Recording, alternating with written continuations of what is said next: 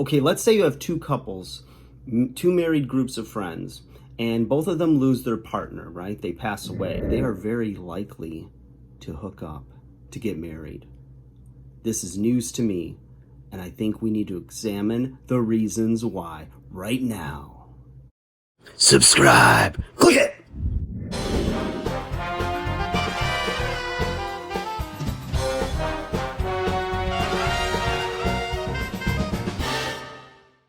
Hey guys, welcome back to 5nothing100nothing.com. I am Fugit.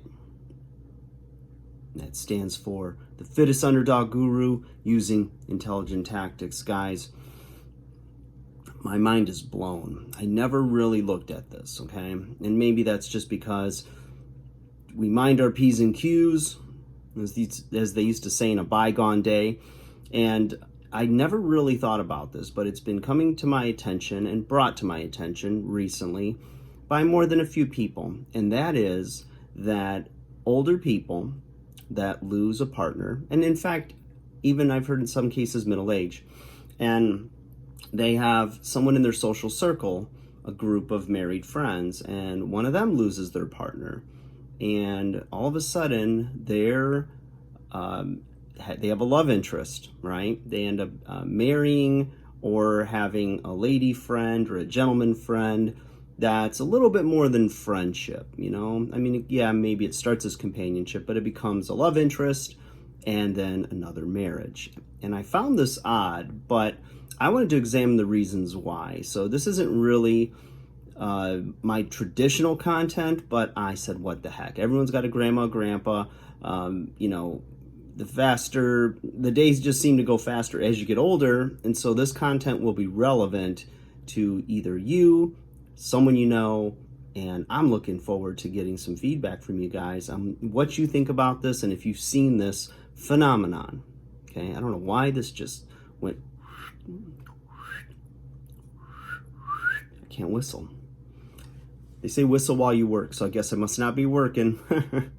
So let's get into it, all right?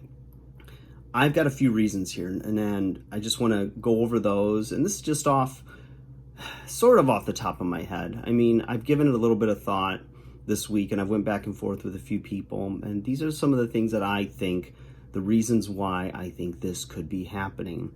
One is that they're familiar with each other. You know, they know each other well enough because they've spent time, either family vacations or, they go to dinner with this other couple and, they've been friends and they're familiar with them. So, they know a lot of the good and bad and ugly, and, people stick usually to what's familiar, what feels secure, and they maybe think, I don't want to get on a dating app at my age, and how am I going to go meet people, and what if they don't like me, and this and that. And they know that there's some level of acceptance from this other person because they've been in each other's lives, in some cases for years.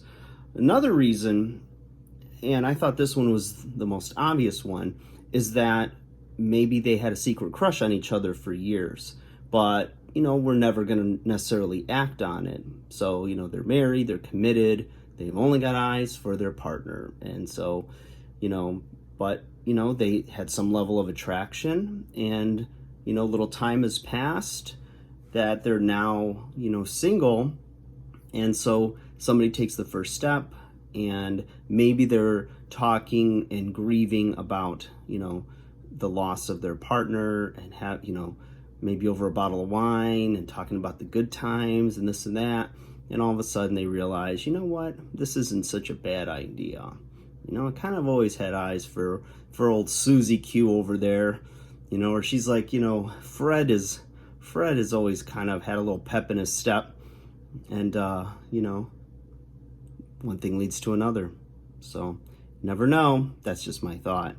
Another thing is, especially if they're a little older, if you've been married for years, you get really used to having somebody there, your partner, they say the better half, somebody that's there to do things for you. And, it's like teamwork. So usually, the traditional model is you have somebody working, whether they both work full time or one's working, one's in the home.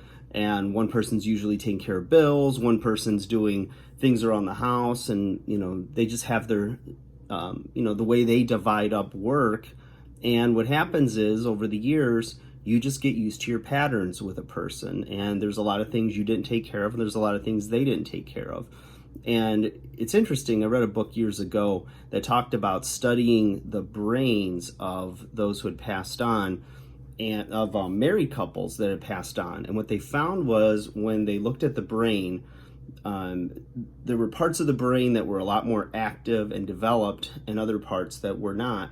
And when they compared it to their partner's brain in an autopsy, they found that if like say the male, for instance, had a more dominant left side, then his wife had a more dominant right. And they found that if they took the two sides and put their brains together, they would make, if they took both sides that were dominant and put it together, it would be like a full rockin', fully operating brain. But it's really interesting, and I think that's just something where, where they say, the two are now one, where you can really see it played out in science, in biology, when you look at that. And maybe that's part of the reason is that of people wanting to get with somebody is maybe, again, they're a little bit older and they can't do some things for themselves. I think if you're a younger single person, it's a lot easier to be independent because you're still pretty able-bodied, have a lot of energy, and a lot of options. So that's just a thought there. But I think another thing too is, I think when you see women who are widowed, that they're usually not looking to get married again. I've seen that happen many times where a woman's a little bit older and she's established and everything, and she's just like, what, I really, she had her kids and everything, and she has a balanced life and doesn't necessarily want to add to the mix of trying to fit another male into her life and then having to adapt to his lifestyle, his habits, his behaviors, and whatnot. But men are typically less likely to keep good social circles like women are. Women are more likely to, have their friends, their social, their emotional support. And men can tend to act like they're, their own island, and aren't going to necessarily reach out to other men when they have problems or when things are going on.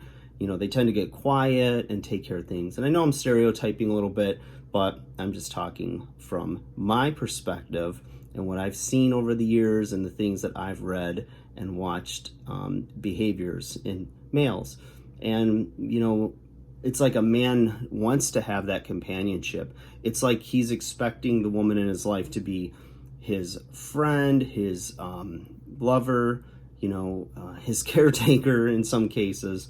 And a lot of times, because women tend to be more self-sufficient, they don't necessarily need to have a man in their life, and they've got enough friends and family around that they seem to do just fine on their own. So it's usually better for a man than a woman if he can find himself another wife or a life partner or a lady friend, whatever the case may be. So that's all I got to say about that, guys. I thought it was interesting. I'm looking forward. If you have any comments or thoughts on it, please leave them below, because I would love to explore this a little bit more. It's very interesting stuff. Like, share, subscribe.